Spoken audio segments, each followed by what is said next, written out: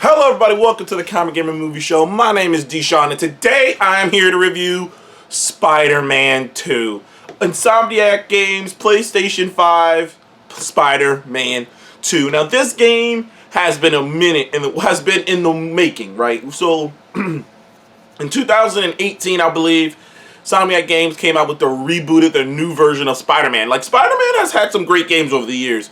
Some really great games. Ultimate Spider-Man, Web of Shadows. Spider-Man's had some great games. Obviously, the original the PlayStation 2 Spider-Man, the old school Spider-Man. Like, there's been a lot of good Spider-Man games over the years.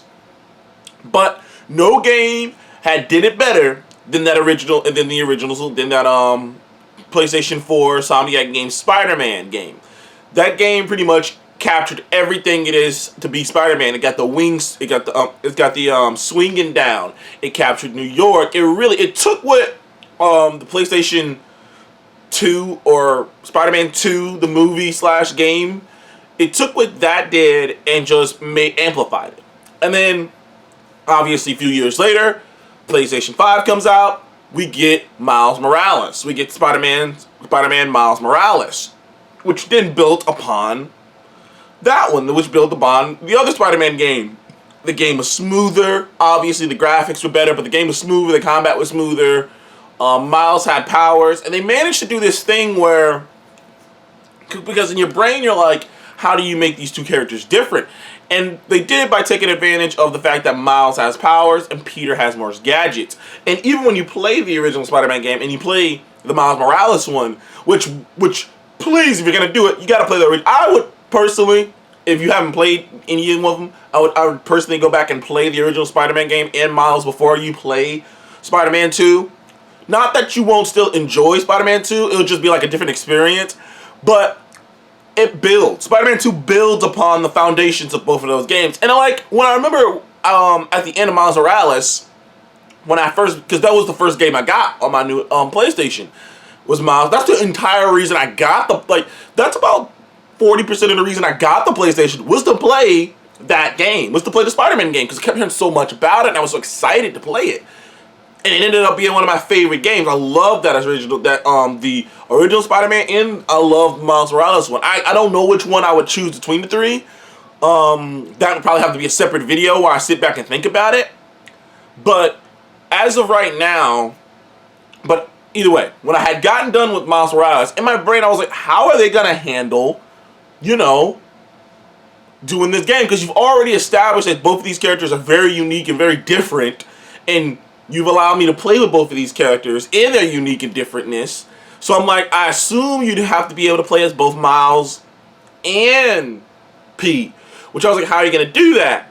Turns out it was a very, very simple answer. Which is, they took a little bit from GTA.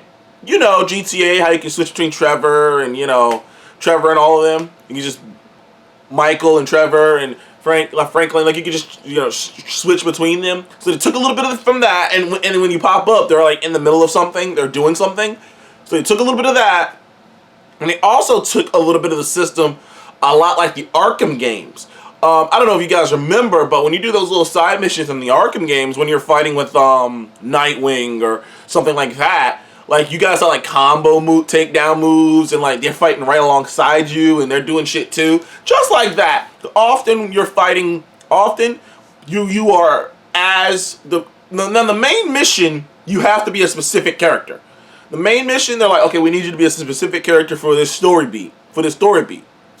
But side missions, there are some side missions where you can be either or, and there are some side missions that are for the individual characters.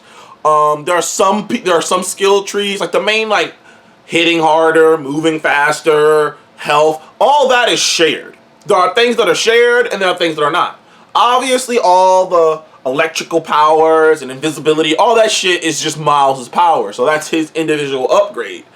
And then Peter has his arms. He has these web arms and things of that nature. He's got the spider arms and stuff. So it's cool how they ended up doing it, which in the games you notice that too, that Peter had more gadgets and Miles had less gadgets, but he had more shit. Now there are less gadgets, at least as far as I have seen on the list. There's not as many gadgets as there was in the first game, but there's so much more shit you can do. It's a massive map.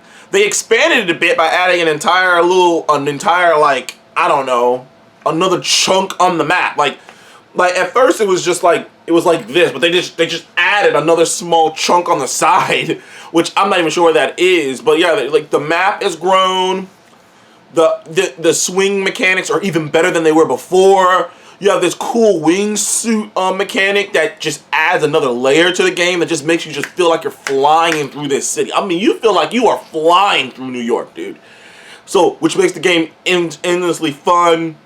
The story, while not as strong as I think the OG Spider-Man game was, I don't think this story is even as strong as the Miles Morales one is. I'm not sure. I have to let it digest a bit. Well, it's just because this one's a little bit more predictable. Because the Miles Morales one was doing it completely its own thing.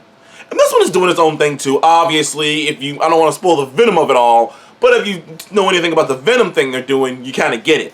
But the problem is, even though they did something different with Venom, you see what's going to happen coming a mile away. There isn't really any surprises. The whole Craven thing is fun too, but, you know, I don't know. Like Spider-Man, the original OG Spider-Man, or I say OG Spider-Man, but 2018 PlayStation 4 Spider-Man game surprised me constantly. Like, I never quite knew what the fuck was gonna happen. Like, literally, you think you know where the story's going, and then it takes a left, and then it takes another left, and you're like, yo, the original Spider-Man took like 2 lefts. Even the Miles Morales game took a left. I don't know if it took 3 lefts like the first game, but it did take a left that just catches you off guard. And you're like, oh shit, well, that was unexpected. Whereas this game, it never really does that. It's more zeroed in on telling its story, and it's a classic Spider-Man story. When you introduce Venom and you introduce the black symbiote suit, you already know where this is going, with Peter being corrupted and being stressed out. But there are more walking scenes. There are more story scenes. The graphics look amazing, which you already kind of figured it would be, but the graphics look amazing. There's more story. There's more story and meat on the bone. Like, there's just more to do in general. There are more side missions. There are more, because you're playing with 2 different characters. It really, like, the one thing I'll tell you about this game is, it really does feel like, and not in a bad way, it feels like Spider-Man 1 and Spider-Man Miles Morales were made like puzzle pieces. And they were like 2 separate puzzle pieces. And on their own, they were very beautiful. And this game feels like they just put them together and they fit together very well. And I mean that because it just feels like both of the games just stuff to get this put together. It's like double your fun. You know what I mean? It really is. It feels like if you're a fan of if you play both of those games, it's like an event. It's like a team up event in a comic book or an Avengers movie. If you played the first Spider-Man and Miles Morales, it's rewarding to see those characters and where they are and how much you did. Also, if you play Miles Morales in particular, you'll pick up on the controllers like immediately. Now, there are new things they did add also to the combat system. There is a parry button now, which, if you played any Spider-Man games, most Spider-Man games do not have a block button. Most Spider-Man games is dodge. So it's very interesting that they put a parry button in there, which adds a bit of a twist to the combat system. It does make the combat system a tad bit harder because there are moves you can't dodge, moves you have to parry. And sometimes you don't know that you have to parry them until the last second. So it does add a little bit of a nuance to the combat system. I'll give it that. I love it. They got all the suits back for both Peter and Miles. I love how different their side stories are. Mary Jane missions aren't completely intolerable because she actually can fight back in these now. She got like this taser and she can apparently she was training with Sable or some shit. So like, while she's not a badass or nothing, while she's not like she's not like a super spy, Billy Badass, she can fuck some people up when need be. So like the Mary Jane missions aren't completely intolerable. Fun thing is you get both Jonah Jameson doing his podcast, and I can't remember the girl from the Miles Morales one, but you get both of them doing their podcast at the same time, because one of the funny things that in the Miles Morales game, I thought the Miles Morales game, I don't know, I might have liked that more. Like, because the thing about the Miles Morales game was it was so, like, it was so in its time. Like, it felt so now. Like, Miles listening to Jonah Jameson and like because Miles doesn't even listen to Jonah Jameson in his game. He listens to this girl, this more positive, upbeat girl who's talking about Spider-Man and talking about him trying to save the day and flipping the bird to the man. He talks to this girl. He listens to this girl. So it's kind of cool that they brought that back, that both of them are playing at the same time. Like I said, it just took both the games kind of, because like now it's like a Spider-Man team, dude. It's like a team. It's Miles, it's Peter, it's Genki, it's Mary Jane. They're all like a team together. His mom knows about it, so his mom's helping him out. Another friend knows about it. So it's like a group of like 5 people who know about this, who are like in this Spider-Man team, who are like on Team Spider-Man. And it's very interesting that's the most, I'd probably say that's the most people who I've ever seen know who Spider-Man was at the same time. It's a lot of people. And you really get this team effort feeling, particularly at the beginning of the game, before shit starts getting weird. In the beginning of the game, when they're all working together, when Genki's like, oh, I'm helping out with this, and Mary Jane's like, oh, I'll investigate this, and they're really, it's a team effort. And it's really cool. It's pretty cool, you know, because Spider-Man is usually a lone wolf, you know. He's usually on his own in New York, having to figure every fucking thing out by himself. But now he's got these 2 tech-savvy kids on his side. His girlfriend's a really good investigator, is becoming a great investigator, which I don't know why she doesn't just become an investigator journalist. It's just so weird, but whatever. His girlfriend is a really good investigator. Clearly, Peter isn't completely over the death of Aunt May, which was a very sad and very tragic scene. And Harry Osborn comes back into his life. Now, we already knew that was going to be the case when we saw the end of the other Spider-Man game, that Harry had that Venom symbiote attached to his body.